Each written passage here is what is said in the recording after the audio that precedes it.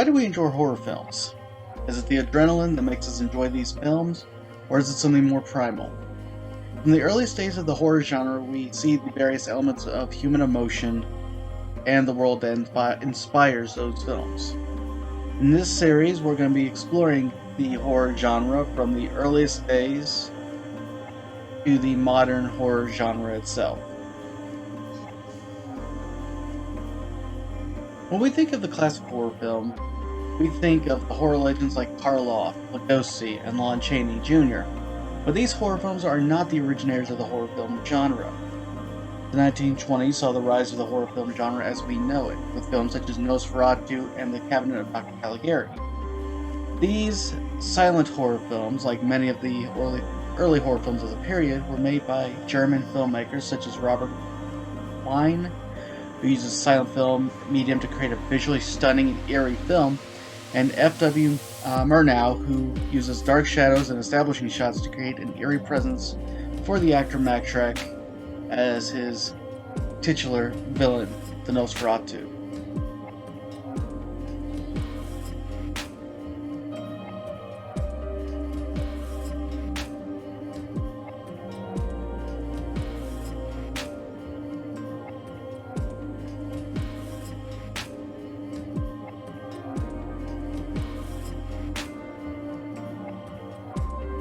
In the early 1930s, we as a nation were reeling from the Great Depression. And during this period, some of the most famous horror films came from Universal Studios, starting with the Transylvania Count himself, Dracula. The film, starring Bela Lugosi, was released in 1931 and was a smash hit. The film featured stunning set designs and visual effects for the time, and the performance from Lugosi is often used as a template for many iterations of the character. While this movie does differ from the Bram Stoker novel, it has become the standard interpretation of that novel. That same year was released Frankenstein, stars Boris Karloff as the monster.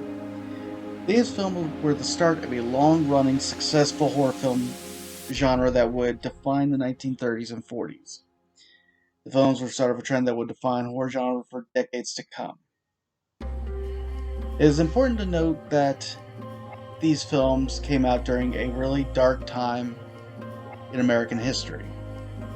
The Dust Bowl, the Great Depression, and the looming shadow of war drove people into the theaters to escape the dark world around them. This, in turn, allowed these films to be exposed to a wider audience, creating the modern love of horror films.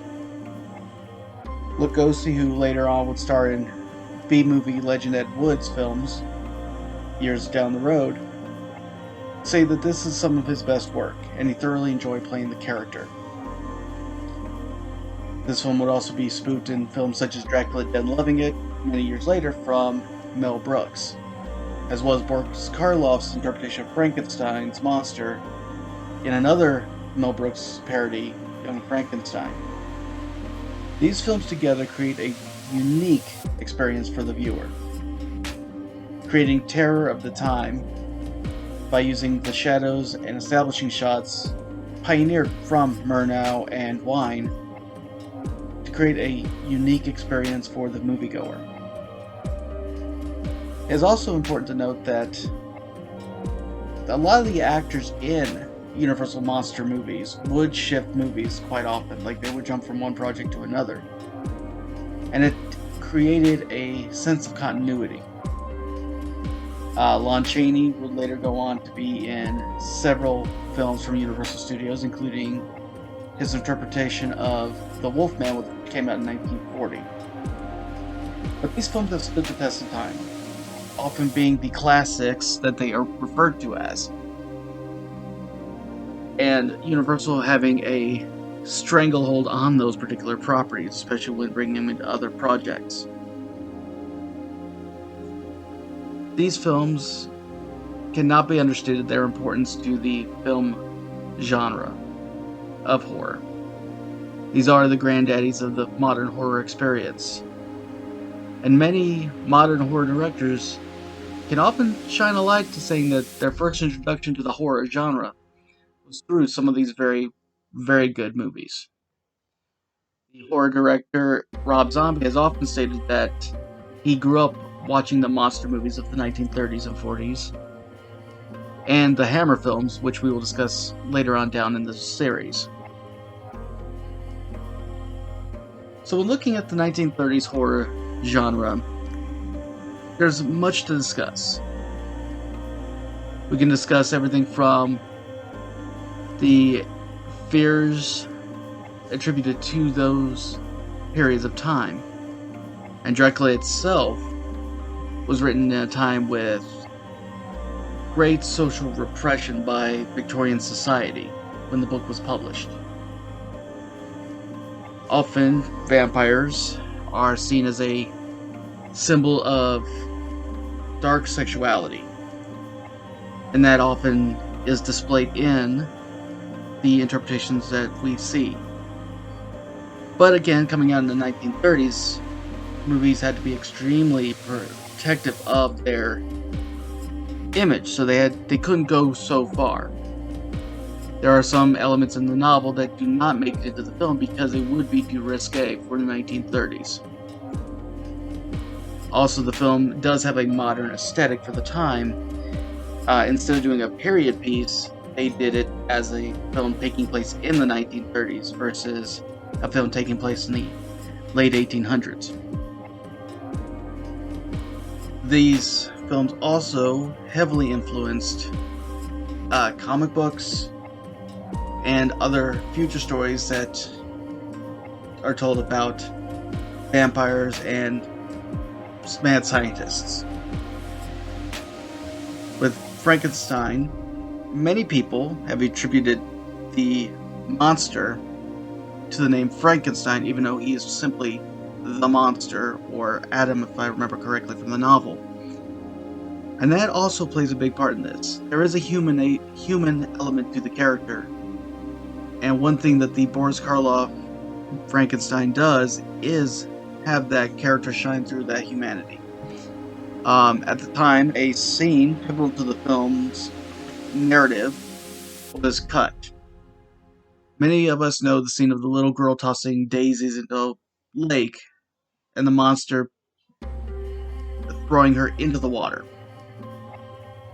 But newer editions of that film show the scene as it was intended, with the little girl throwing daisies with Frankenstein's monster, and when he realizes he's run out, not understanding, picks the little girl up and throws her in the water, and then runs away when he realizes he did something wrong. That is an essential element to the character. And while the film is a classic, that is one element that was cut out of the original release. This monster movies of that time would go on to inspire several other movies that play with those characters in a much more interesting way for a modern audience, such as the 1980s Monster Squad, which we'll also discuss in a later video, and the 2000s Van Helsing, starring Hugh Jackman. Both films play up the monster element, but in a slightly more action-packed way, where Monster Squad actually truly does embody the villainous and hateful nature of Dracula and the conflicted human nature of Frankenstein's monster. These films are complete night and day, whereas Monster Squad showed a more true to the characters. Van Helsing was a little all over the place, but it gave a very good action movie involving Dracula and other classic monster movies. So what can we learn about the 1930s monster movies and even the 1920s horror films? Horror film genre is a genre that feeds on itself, that builds on what has come before. And we can see that depicted in these films. These films will go on to inspire numerous filmmakers for decades to come.